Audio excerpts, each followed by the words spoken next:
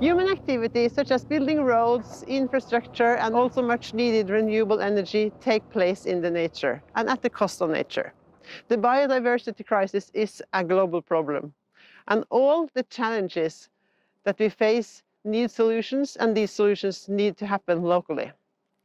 We have come to a point when protecting nature is not sufficient. We also need to reverse this trend and to restore areas that are already degraded. We are in the UN Decade of Restoration of Ecosystems, aiming for a massive upscaling of restoration and integrating restoration and mitigation in all land use planning. So what is ecological restoration? There are many terms used, such as rehabilitation, nature-based solution, rewilding, but we stick to restoration. The terms might be defined in different ways, but in this project we define restoration as any activity that initiates or accelerates the recovery of a degraded ecosystem. This means that you can restore already degraded ecosystem.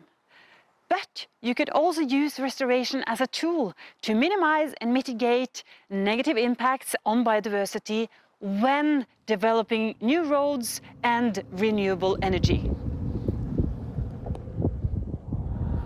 Construction projects are huge projects, and they need lots of different kinds of expertise, such as engineers, architects, machine drivers, and project managers. But also ecologists need to have a space in these big projects. Excavators can destroy, but they can also restore nature. And by creating a dialogue between ecologists and people managing and driving these big machines, we can find new solutions to complex problems that involve both scientific and applied knowledge. Green training of project owners, entrepreneurs, and each machine driver bridge the gap between scientific and practical knowledge. The relationship created between biologists and machine operators allows for a common language that gives access to all relevant knowledge and makes space for the vocational competence to improve the outcome. Den vanlige jobben, da bygger vi jo stort sett veier. Men her så fjerner vi det. Borte for godt. Det blir jo litt annerledes, han må jo snu om tankegangen på en måte, og så lage natur igjen, og lage terreng igjen, i stedet for å lage en rett vei. Jeg har jo da fått rom på gjennom at terreng er det som gjelder. Plantene kommer, de. Veldig spennende. Og veldig heldig som får være med på et sånt prosjekt som dette her da. The concept of green training is a three-step model for communication and dialogue in developing quality on-site solutions for restoration. Step 1 is the planning. This part mainly involves the project owners and the planning of economy, time and quality. Setting ambitions for restoration and nature is important here, and also including restoration and nature in the tenders. Step 2, a lecture and startup. This part involves the machine drivers at the beginning of their outdoor work.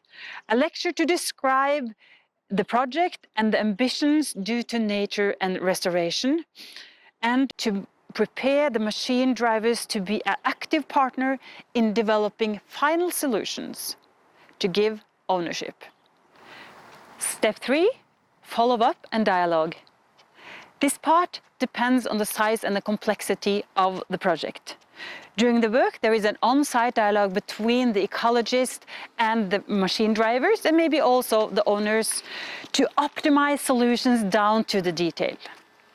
This contact can be organized step by step as the project develops and new situations occurs. Developing human society also means to protect the very foundation of our existence. But if there is no way around nature loss, green training can encourage smart solutions and also avoid unnecessary loss of nature and carbon storage.